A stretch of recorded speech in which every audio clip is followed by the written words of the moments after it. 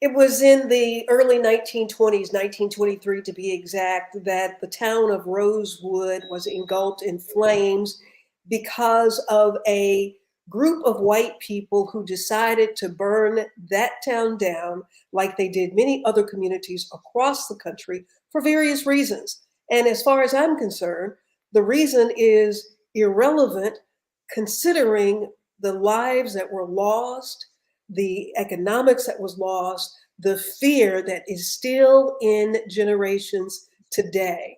I am very excited to have as my guest today Dr. Marvin Dunn. He is a retired psychology professor here in the state of Florida who has written 4 books on the dark side of the Sunshine State. Dr. Marvin Dunn, thank you so much for joining us today. My pleasure to be with you. Dr. Dunn he has not only purchased property back in that community of Rosewood, where currently no Black people live. This town that was an all Black town, no Black people live there now. And he has purchased 5 acres there and has been attacked because he is Black and owns property in Rosewood, Florida. He has also questioned Governor DeSantis's legislation that is making schools as well as corporations afraid to talk about the dark side of Florida and American history. And Dr. Dunn, I thank you for your courage in doing the work that you're doing. I thank you for the work that you have already done and then the legacy that you're putting in place for the community of Rosewood, Florida. Well, thank you, Pamela. As I said during the pre-show, I agreed to buy this land because there's no other Black person who owns land in Rosewood today. And I wanted to be able to save a piece of the original Rosewood land as it was in 1923. So I found 5 acres, and on my property, the railroad track runs right through my property like a green tunnel. The rails have been taken up, but the railroad bed is on my property. And that's really the main attraction that it had for me. I wanted to be able to memorialize that railroad track, given how it was used to save so many lives. That was the railroad that people escaped on. What was it? No. I said it was the train that came through on that railroad. Yes. Was what people who were trying to escape Rosewood as the burning That's and right. the lynchings and the killings. That's right. The train didn't come through Rosewood. The 2 white men who owned the train backed that train up from Gainesville to get these people. So it wasn't as if the train was operating and stopped in Rosewood. They came in secretly at night and allowed women and children to get onto that train. No boys over 13. They were afraid that the mob, if they saw boys of that age, would attack the train. And then they secretly took that train and those people out of Rosewood to Gainesville. So this happened over a course of days. This started on the 23rd, and this started on the New Year's Day. Yeah, it actually started New Year's Day, and then it ran through about a week. The actual violence was maybe January 4th, by the time the mob got to Rosewood. And they came right down that railroad track that's on my property. They marched into Rosewood, coming along the railroad track. Tell us about what has happened to you since you've owned the property there in Rosewood. Well, most of my neighbors, and again, these are all 5-acre tracts of land with private homes on them.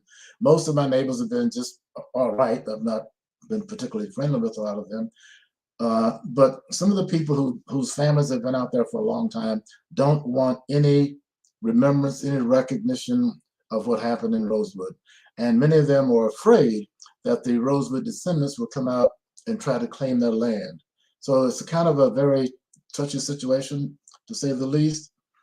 And on February 6th past, I was on my property preparing to have some high school students brought up from Miami to have a remembrance ceremony on the 8th of January, when my neighbor, this guy that had never spoken to me before, rose up to me in his truck. He let the window down and he asked me, "What's going on here?"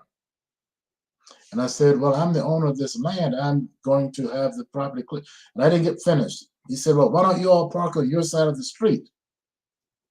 I said, well, this is a county road. I'll park anywhere we want to. And that set this man into a rage with his truck, wheeled around, went back into his driveway. A few minutes later, came out at 30, 40, 50 miles an hour and ran straight towards us, almost killed my son. So we called the police. The county police showed up. It took a few days before they arrested the man. He was a very well-to-do white gentleman in Cedar Key. They had him, he stayed in jail overnight. He had a $50,000 bond to get out of jail. And he's now facing a second-degree felony charge for using this truck as a weapon. And then last week, the FBI became involved and came down and interviewed me and some other folks who were there because this man is now being pursued for a hate crime. As he was driving his truck out, as he's yelling, "Niggers, get the niggers out of here! What you niggers out of here?" So that made his motive very, very clear. He yells to one of the white men who was with me, "You're just as bad as they are." So that's a hate crime. That makes his motive for this very, very, very apparent. So he's facing those charges now. The sheriff of Levy County called me himself about a week later after this man was arrested to apologize. He said this is not Levy County, Florida, that many people in the community were upset about what had happened. And he gave me his personal cell number and that of his two top commanders and said, anytime you have any trouble day or night, call me. And always let us know when you're going to be on your property. And the deputies will be alerted to the fact that you're there. So that's where it stands now. In the United States of America, land of the free, home of the brave, you have to call the police to go to your own property. To feel safe. To feel safe. You know, I don't want to overstate the fact because no one has really bothered me in all these years. People don't really, you know, speak to all that much, but no one's really bothered me out there. But there's a small group of people whose relatives go all the way back to before the massacre, who are very upset about a Black person owning land in that community, and they've made it known to me in various ways. A week after I brought that property, family, I went out there, and someone had hung a white coat hanger, you know, with the white coating on the coat hanger way up in the tree. So I knew someone had to climb up there to put that thing up there. So I took it down. I didn't think anything of it. I did think something of it. I just didn't do anything about it. About a month or two later, I come back to my property because I don't live up there. I come back and forth from Miami. I come back to my property and there's another one. And then I called the sheriff. And they came out and noted that this had happened. But there's always been lurking in the background this sense of threat. Yeah, Dr. Dunn, you've written about this. Yes. You've written 4 books. Were you surprised that this was still happening in the Sunshine State? Oh no. Oh no. Florida. If you were a Black person during the lynching era, living in Florida, your chances of being lynched were greater than if you were a Black person in Mississippi or Alabama. Florida has a terrible record of anti-Black violence. And I've been to most of the places in Florida where the worst of it took place. And I've made films about it, written about it, tried to make these stories known because they're very difficult and hard to hear stories. And some people, our governor in particular, would just as well, we never mention lynching, that we never mention slavery in schools in Florida. So I am one of the 7 professors who are suing the state of Florida and the governor for the anti-woke act that he pushed through the legislature. Dr. Dunn, to say that a Black person had a greater chance of being lynched in Florida than in Mississippi and Alabama, when Mississippi and Alabama and places like that have gotten all of the rap about lynchings. How is it that Florida has been able to keep this kind of history quiet? Disney World. In the 1950s, when Disney was making a decision about coming to Florida or going someplace else, Florida recast itself as a moderate state. they elected Leroy Collins as governor of Florida. He was a moderate by self-definition. So Florida tried to do everything it could to appear not to be like Alabama, not to be like Mississippi, so that white businesses, particularly large businesses like Disney, would feel comfortable bringing their employees into Florida. And it worked. It worked. Right. It worked masterfully. You also applied to attend college at the University of Florida here in Gainesville. Tell us what happened there. You live on this. That's a. I was a naval officer on an aircraft carrier in the Mediterranean in 1966 when I applied to the PhD program, the doctoral program in psychology at the University of Florida at Gainesville. And about 2 months after I sent my application in, I received a letter from the university. I still have it somewhere, addressed, Dear Lieutenant Dunn, the University of Florida does not admit Negroes into its graduate programs. However, if you're able to be admitted to any other psychology program outside of Florida, the state of Florida would pay your tuition. That's because they have to provide equal access to education. If they can't, then they got to find a way to have you get that education someplace else. It goes back to the original laws that led to separate but equal. So did they pay for your education? No, I refused to accept it. The University of Tennessee accepted me within a week or two after this rejection from Florida. And I went to UT, Knoxville, for 3 years, got my doctorate, never paid a dime. They never asked me for anything. They were pleased to have me there. So Florida, again, because of the fact that they had no black program in psychology that they could send a black candidate to, that's why they had to send me out of state and offer to pay because of the separate but equal expectation that had been set by the Supreme Court. We are joined by Dr. Rick Stevenson, who is a professor of African American Studies and African American History at the University of Florida now. Oh, really? Oh, sorry, Doc. I didn't mean to out you guys. Oh, man, you're not me, brother. I'm a Spartan. But you weren't there. How you doing? I'm great. I'm doing fine now. Thank you very much. We're getting ready for our big event in Rosewood, and very happy about that. Awesome. So you were there. You were. Oh, he was saying that you should join them. You should come out on January 8th. Join us. January 8th? I know Miss Lizzie very well. I may do that. Matter of fact, I have 2 students who are writing papers on Rosewood this semester. All right. Yeah, they went out there and did interviews with Miss Lizzie and some other people and doing some pretty good work. Yeah. Well, you're very welcome to join us in January. I can give you my email. Okay. This, and please come. I'd love to come out there. So have you ever been to Rosewood? I have. What did you see when you went out there? You know what's interesting? First of all, it's very eerie. There's an eerie sense of the presence. But you think about a town that was predominantly black, and now it's no black people there at all. Probably all white people.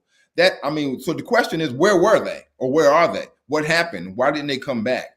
And is it a certain level of fear that still exists because of the trauma that we call epigenetics now, where we experience a certain level of trauma that's passed on from one generation to the next? Actually, you're quite right about that. Because I've talked to people who are descendants of lynching victims, for example. They talk about it as if they were there. Yeah. So Grandma told us about this around the table at Christmas time. Yeah. And the hurt, the collective pain gets passed on generation. Right. So the view that once somebody is lynched and buried, that it doesn't affect other people, it affects other people. I interviewed Claude Neal's daughter. Yeah. In 1934, Live Oak, they lynched Claude Neal for killing a white woman, made him eat his own genitals. Yeah. I interviewed his daughter. Made him do what, Dr. Dunn? They made him eat his own genitals. Yep. They castrated him. Made him eat it. In 1934, Mariana, Florida. Just one of the most hideous lynchings in Florida history, Yeah. and one of the most covered up ones. I met his daughter. She told me, Dr. Dunn, I was a little girl. I don't remember my daddy. But every time I go by that courthouse, because the tree is still there in the Jackson County Courthouse yard where they hung Neil, that she Right. said, my heart hurts every time I pass by that tree. Lord have She mercy. was a little girl. Didn't even remember her daddy. Yeah. So, Do Yeah. you think, Dr. Stevenson, prior to you joining us, Dr. Dunn was talking about a situation where his neighbor across the road used his truck to try to run them down. while he So, was yelling, niggas, get the niggas out of here. What you niggas doing out here? This is recently? September 6th, This year. this year. It And made where the newspapers. where do you live? What? Where do you live? I live in Miami. but this was on his Rosewood I was property. up for getting ready to get my property cleared Are for you this kidding? event on the 8th. And then this man attacked our group because we were parked on his side of the road. That is unbelievable. Well, no, it's not. It's not unbelievable, but tragic. Well, you know what? I think that for all of us as African Americans, we want to think that it's unbelievable. Right. We are shocked because we are still expecting the best out of everybody. Yeah. And I think That that's why you said that it's unbelievable, yet you know that it does happen and it continues to happen. And it's very blatant, even Yeah. with the governor. So Dr. Dunn, you are a part of a group who's suing because of the Stop Woke Act. Yes, I am. Because I don't know how, I'm not teaching actively as a full-time professor, but I do special teaching assignments on the campus today, these Mhm. days. Mhm. But we're not supposed to teach about institutional racism. And I don't know how to talk about Florida history or Miami history or without talking about institutional racism. How do you Right. do that? How do I explain to people that there were no black police officers in Miami until we were over 50 years old as a city? And Right. that I could go on and on. I don't need to lecture you all about that. Yeah. But even slavery, if we taught slavery the way DeSantis wants us to teach slavery, here's what we would teach. Some Africans came over here and worked for free for a while.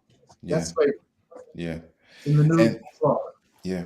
And I have a real problem with that because I'm a middle passage scholar. So I do research on, I focus primarily on suicide by drowning as a form of resistance. So you cannot talk about the slave trade and not talk about the 12 million people who died at sea, many of whom jumped overboard. So, That's you right. know, what it reminds me of is the United Daughters of the Confederacy, who controlled the education in the elementary schools, the junior high schools, and high schools, and even collegiate textbooks. They created a system of examining textbook that suggested if the textbook doesn't fall under certain guidelines, it's called the measuring rod of textbooks, they weren't going to use it.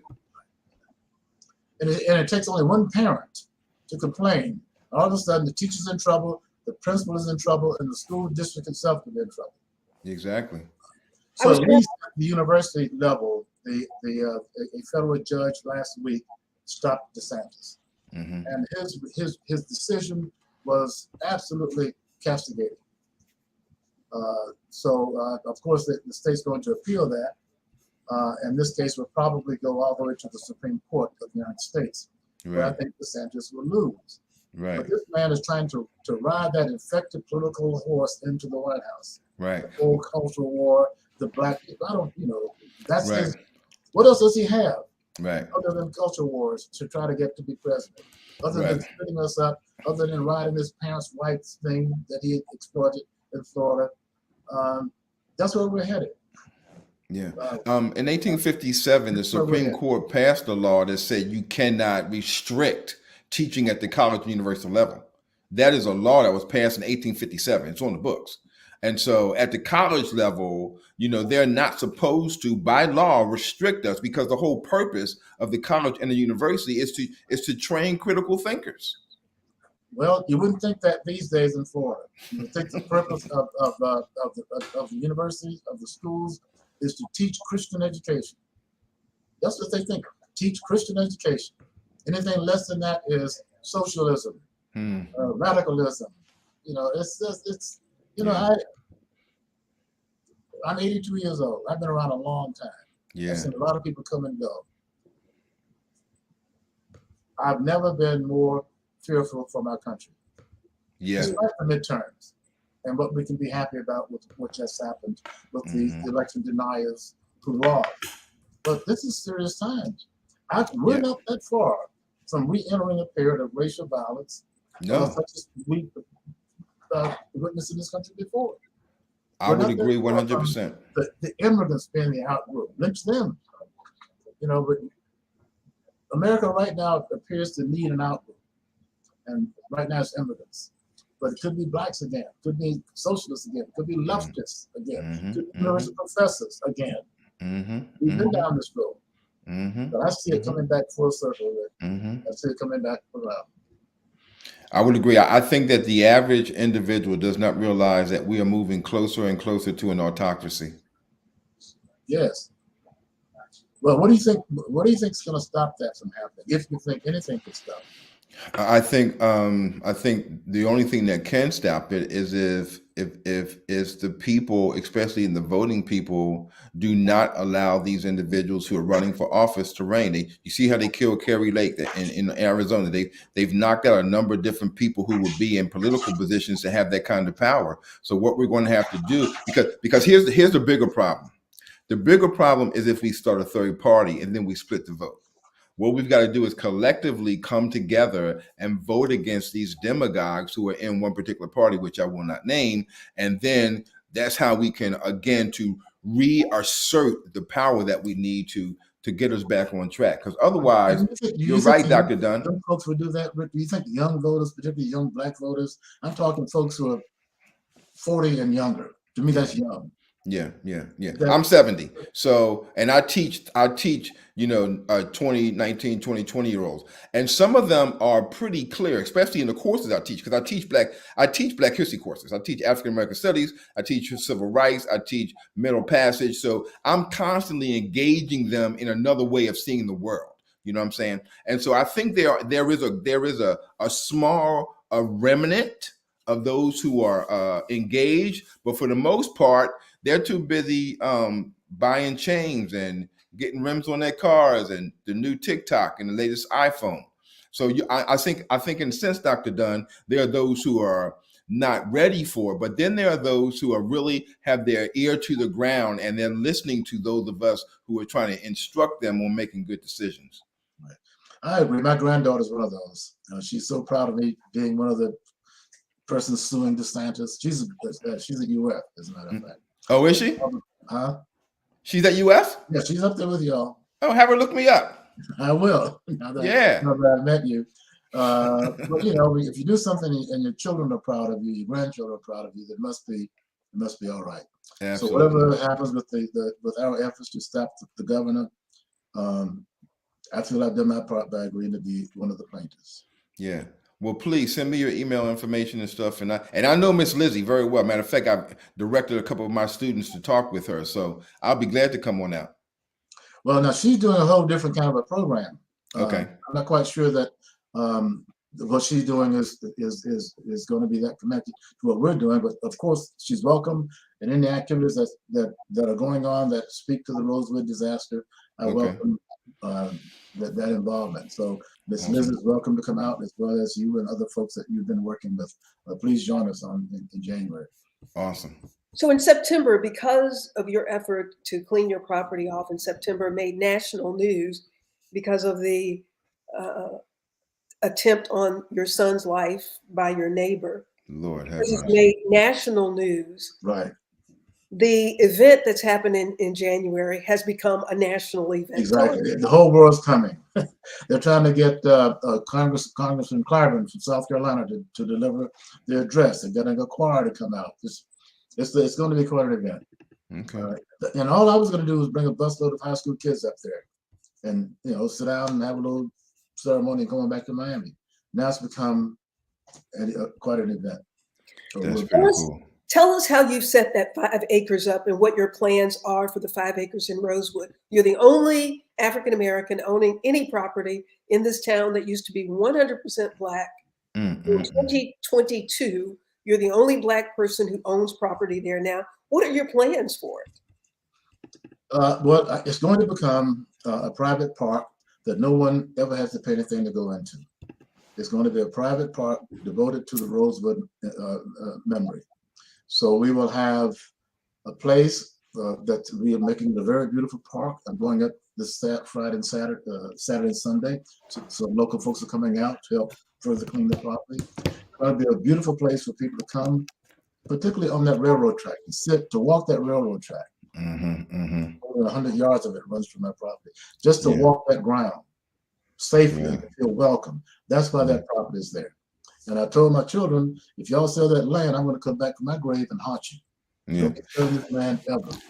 So how are you going to secure this event? I've raised some money. We've had some donations. What the main way that we've gotten money is I've said to people, to organizations and to individuals who are able to do so, for a $2,000 donation, we're going to put a steel bench in that park with your name on it. No, I mean security. Security from people trying to that's security. Yeah, I mean, like, because in Florida, this is the gunshine state.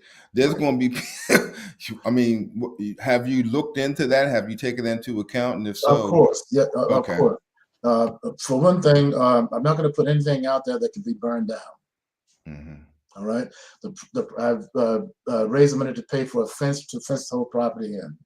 We're also going to have video cameras on site as well.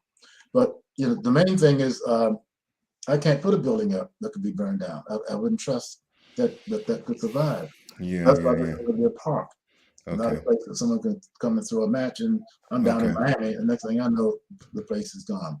So it's going to be I hope, just a place for folks to come and enjoy being out there, reflecting, praying. Hopefully, where groups can come and work out conflict in a safe, beautiful, Christian environment. So that's what's going to happen with the Rosewood Park. Okay. Dr. Marvin Dunn, the author of 4 books about the dark side of the Sunshine State's history, Florida history, and now making history himself with his efforts in Rosewood, a community that was burned to the ground over a course of 7 days at the beginning of the year of 2020, at the beginning of the year in 1923. People were killed, people had to escape in the middle of the night, and the escapes happened partially via that railroad track that runs through Dr. Dunn's property. How important is this for you, Dr. Dunn, to be doing this? You say you're 82 years old. Yes.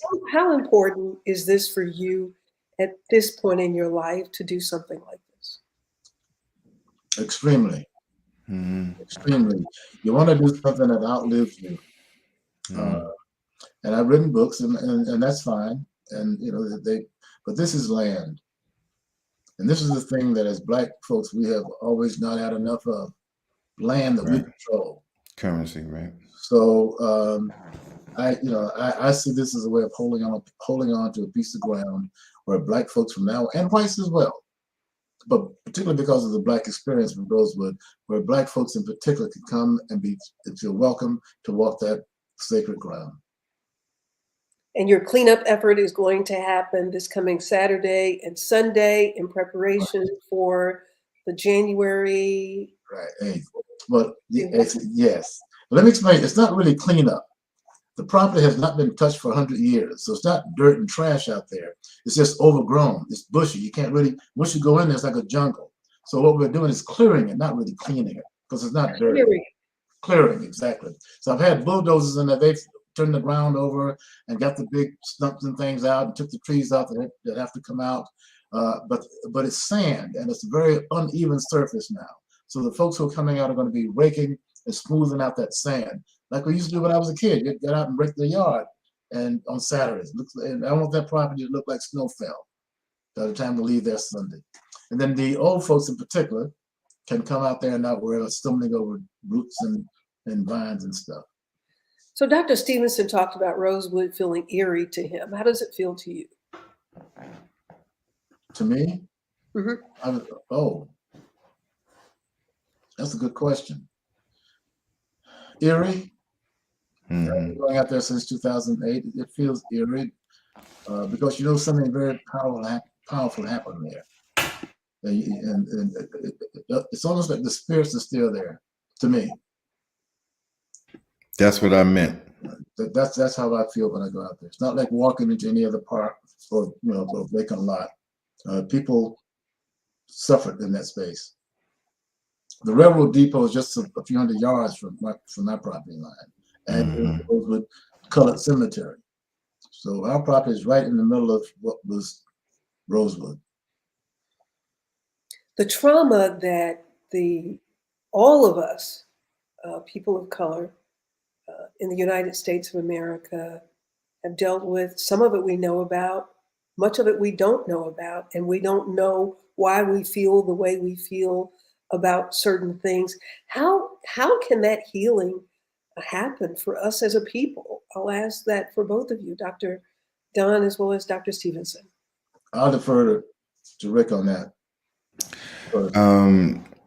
I think first of all, it happens through education. We have to be able to contextualize why we experience what we experience. One of the things that I encountered in my own research is they had this psychological experience on slave ships called melancholy. We call that depression today. And unless you understand what depression was, you have a hard time understanding what our foreparents experienced on these slave ships. But as you read about it, right, and how they responded to it, some of them taking their own lives through drowning, some cutting their own throats.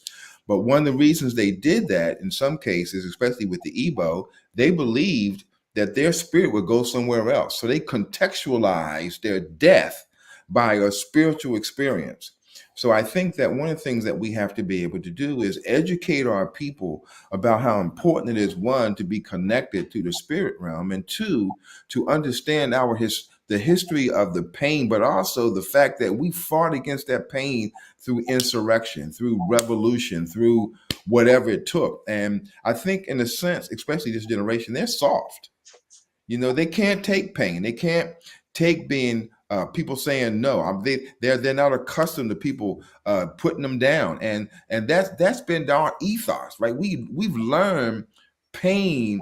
We've learned growth through that pain. I'll end with this. Huey P. Newton was in a conversation back in 1969. He said that one of the things that you have to understand about Black people is that we learned how to survive through the pain. And the pain is why we were able to make it, because we took it as the influence to continue going forward. Our young people don't have that kind of insight. Yeah. I think I quite agree, but I also think that one way of dealing with the question that you asked, Pamela, is through contact. People have to have contact with each other to be able to understand each other's pain. You have to be in the same place sometime, somewhere, if not in the same school, the same church, the same something. We are now losing, if we ever had, close personal contact with people of other races and other ethnicities. We're becoming compartmentalized in our own communities, our own group of folks, and we don't have contact. Particularly when there's a crisis. Let there be a hurricane. It doesn't matter whether you're white, Black. You're in crisis. We all have. That's what we saw during Hurricane Andrew. I was here. All of a sudden, folks that two doors down the street that had not spoken to me in 20 years, we're all helping each other. So crisis tends to bring us together. Well, there's one other thing that brings us together. The 1972 Dolphin season, undefeated football season. When we won a big game, that brings us together too. But otherwise, we need to be more in contact with each other under pleasant circumstances, not a crisis. And just that contact itself, I think, helps to bring people together, because you need to feel the other person's pain. Rick is so right. People need to understand our pain. I don't want to stop preaching, but he opened this up. One of our difficulties we have in Miami is we have a lot of folks who've come here recently who did not experience the pain. Their relatives did not experience Jim Crow, lynching, and all of that.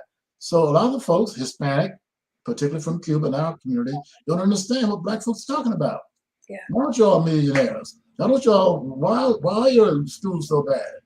Yeah. They don't understand our pain. They were not a part of it historically. I can say the same thing for Haitians.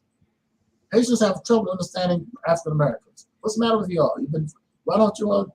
So Yeah, you know what? To be quite honest with you, a lot of game needs to be made with all of this.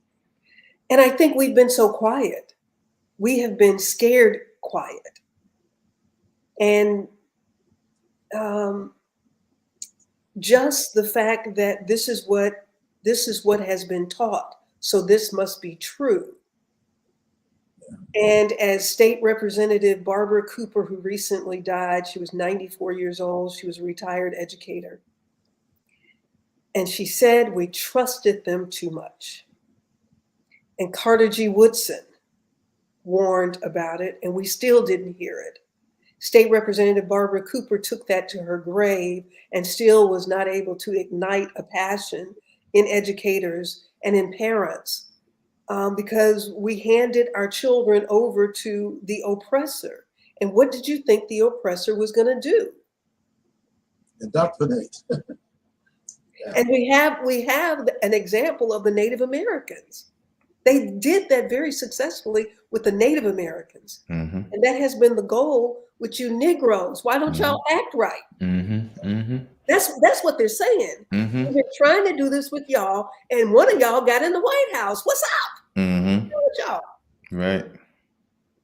And you notice during presidential cycles, it always circles back around to crime, all the way to the dangerous black. They're talking about us. They're not talking about crime in the rural areas of Tennessee, someplace. They relight the fires of fear in white folks that black people are dangerous, and you need a tight autocratic control over the country and over them in particular to have safety and security in white America. But we don't say anything. We don't say, wait a minute, who's actually some of us say some things. No, but I'm saying collectively. Our organizations don't say anything. Collectively, we're not saying anything. We let that narrative go forth. Well, and rather than saying, wait a minute, how many innocent people did you kill? I'm sorry? I said, we don't stand up and say, how many innocent people did you kill and how many innocent people do you have behind bars today? Yeah. We have been, we got to go stand in the mirror on this one, I think. Yeah. But I think that's one of the reasons why the Timbuktu Report is what the Timbuktu Report is, because it is one facet of this ability to use a larger platform to get this information out. My concern, even with Timbuktu Report, is people don't watch it. A lot more folks need to. Well, but you know what? And I have looked at that, Dr. Stevenson, and the ones that do, I will not stop because somebody is. All right. I agree. You guys now. Yeah, I agree. Yeah. I agree. But I think that's the reason. I think that it's just another avenue because listen, CNN's not going to do it. MSNBC is not going to do it. It requires, Roland Martin has a thing that he does on YouTube, right? And he's reaching a lot. But that it's this underground approach to providing insight, education, direction, and so on that we need in our community. Like you said, even Malcolm said it, you cannot rely on the oppressor to educate your kids. Right. Well, their job is to open. Tomorrow, a lot of us are going to be sitting around a table eating sweet potato casserole, chicken, turkey, and dressing. That's where the conversations need to be taking place. Absolutely. I got another meeting, guys. I got to go. This has been real. Dr. Stevens, let's hook up. Maybe Pam, we can send me his email or something, and we can directly talk. I'd like that. This has been fun. Thank you all so much. I appreciate it. And to all of you who are watching, if you're watching on YouTube, please subscribe, like, and share. LinkedIn, and Facebook. Thank you all very much for watching. We appreciate your support. All of those who have been very supportive of the Timbuktu Report, we certainly appreciate it. Dr. Stevenson, thank you. Dr. Marvin Dunn, thank you. And God bless you for continuing to stay on the battlefield. I'm Pamela Marshall at the Wellness Radio TV and at the Wellness Radio TV podcast. Remember, there is healing at the well. Make it a fantastic moment. We'll see you next time. Peace.